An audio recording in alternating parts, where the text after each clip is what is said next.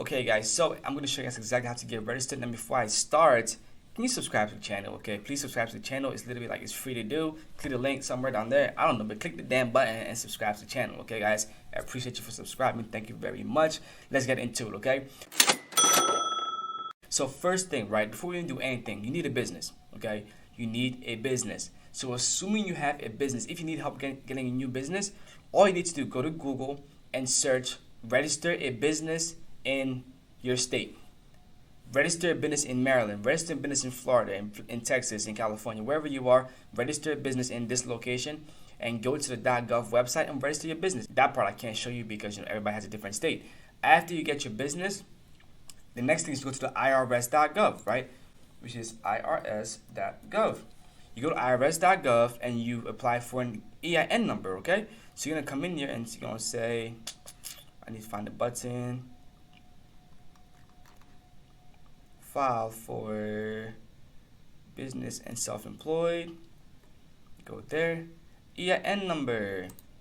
Okay, this is like your social security number for your business. You apply for your EIN number.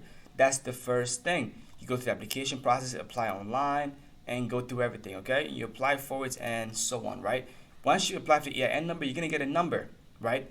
That number is your tax ID number. Okay. After you get that, next step is to go to Google again, type in Dun and Bradstreet, right? You go to DMB, get a DUNS number. You can literally even just Google get a DUNS number, okay? You can literally just Google get a DUNS number, right? But let's say you don't Google get a DUNS number. You go to the home page and you go to, small business, and this is so much. Oh yeah, right there. Get a DUNS number, right? Click get a DUNS number. Now you're gonna apply for a DUNS number, okay? You put your information in there. I have a business in the United States. Put the business name.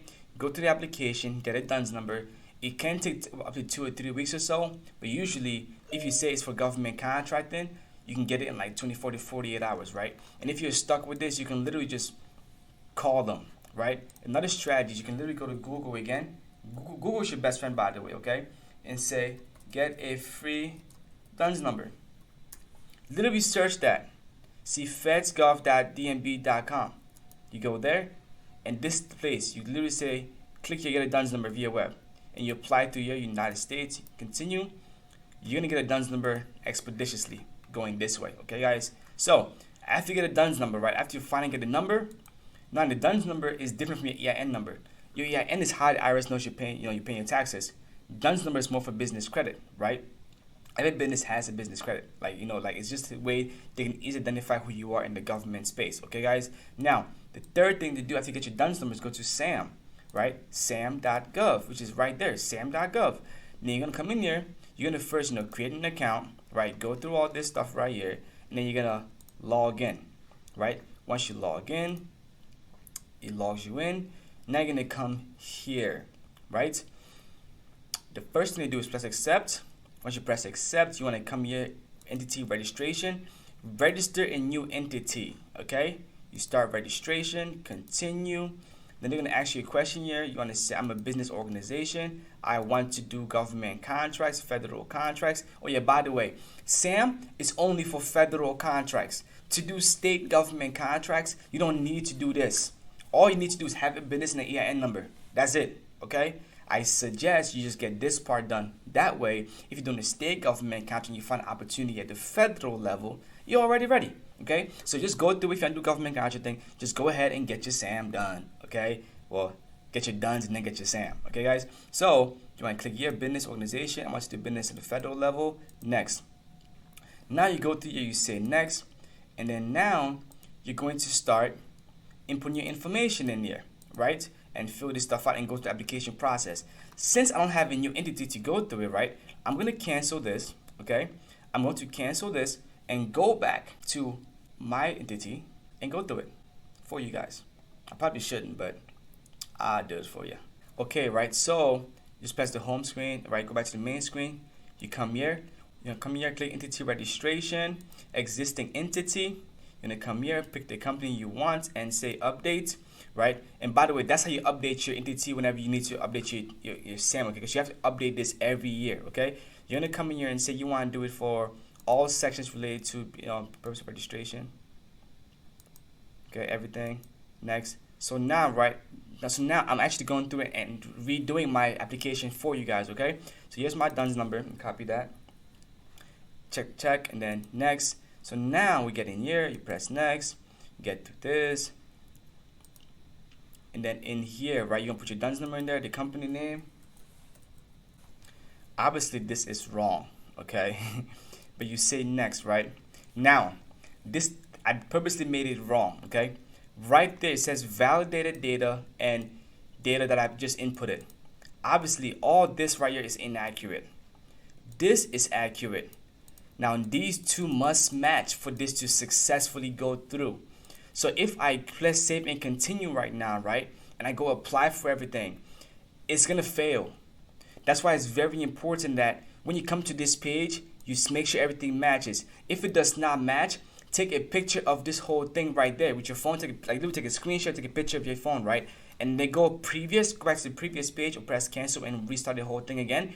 And then when you get to the previous page that we're just on, you now look at your phone and input all this information the exact way that it is, everything exactly the same, comma, everything the exact same, right? So now when you press next, everything is now exactly the same. Now this information is what they have at the IRS and what Dun & Bradstreet has, because it has to be consistent. You have to be consistent when doing this, because they want to make sure that you are who you say you are. So make sure everything matches, okay? If you don't make sure, I'm literally emphasizing this because people call me all the time asking me, Desmond, why is it not going through? Well, the shit don't match. It's just my language. It does not match. You got to make sure it matches, okay? Once it matches, press save and continue and proceed to the next phase. Then through here, you now just start going through the application. That's just basic information. Same thing here. You're going to put your MPIN, right?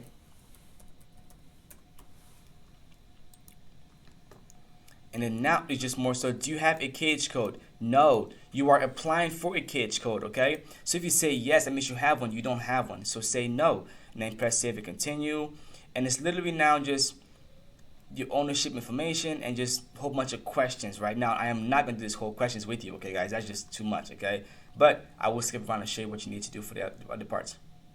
It now goes to the next page. And now, most of these questions are going to be no. If you're confused, don't know what it's talking about, just say no. Literally, just say no and check what you are, right? And you keep going all the way down, all the way through here. Around here, they're gonna ask you for your NAICS codes, right? You're gonna put your NAICS codes in, and then pick the one that your primary NAICS code, okay? Which is Facility Support Services. You pick your primary NAICS code by checking it. Then you just keep going again, going through everything, through the whole application process, right? Until when you get down to your SBA profile. So when you get here, right, you click update entity. It's going to redirect you, and it looks like it's not working at all. Okay, well, I guess I can't do this video today. But yeah, it's going to redirect you to this page where you can actually go ahead and update your SBA profile. But it's not required to actually submit this, okay? So you can actually go ahead and just, press continue. And then it goes to everything. Say, okay, you did everything, right? Oh my goodness, just scroll and drag all the way down. And then at the bottom, when you get there, you press submit and you submit, okay? Now, once you submit this, right, guess what happens? You are now officially almost registered to bid on government contracts, right? And that simply means that you have to wait until they go through everything and then, reach out to you and say, hey, here's your KH code. Now, there's going to be two different phases. The first phase is you're going to get an email saying your TIN validation went through. That means that your information matched with the IRS. That's why it's very important to make sure those two columns that I showed you, right, those two columns match. Because if you don't match, you will fail your TIN validation. After you pass your TIN validation, right, it now goes to the KH code validation, right? Now, they might email you, ask you a question like, hey, is this a virtual office or your house or your office, whatever? Like, they'll ask some questions to actually validate to make sure that you are a real entity, okay? And you are who you say you are. You're going to respond to that email and say, yes, this is all me, and so on and so on, and then send an email back to them, and they will then give you a KH code, okay? Do not miss those emails. Because if you miss those emails, don't respond in time, especially the second email that they send you, right? The second one about your office address, whatever. If you miss that email, guess what? They're going to restart your whole application process. Now you have to go through and do this whole thing again, okay? So definitely pay attention. And when you complete the application process, on the last page, click the SBA profile and go update your SBA profile.